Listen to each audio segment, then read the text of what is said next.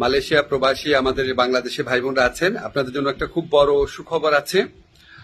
আপনারা হয়তো ইতিমধ্যে খবরটা পেয়েছেন, তবু আবার কনফার্ম করছি যে মালয়েশিয়াতে যারা বাংলাদেশের আমাদের শ্রমিক ভাই বোনরা আছেন তাদের জন্য মালয়েশিয়া সরকার মাল্টিপল এন্ট্রি ভিসা দিবে এই ঘোষণা দিয়েছে।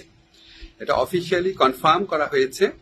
আমরা যখন গত মে মাসে মালয়েশিয়াতে সফর করি তখন মালয়েশিয়ার যে স্বরাষ্ট্রমন্ত্রী আছে ওনার সাথে আমার এবং আমাদের যে ডেলিগেশন টিম ছিল আমাদের মিটিং হয়েছিল। আমরা ওনাকে খুব স্ট্রংলি বলেছিলাম যে দেখেন, অন্য কোনো দেশের শ্রমিকের জন্য আপনার সিঙ্গেল এন্ট্রি ভিসা দেয় না, অন্য সবাইকে দেয় মাল্টিপল এন্ট্রি ভিসা, শুধু আমাদেরকে দেয় সিঙ্গেল এন্ট্রি ভিসা।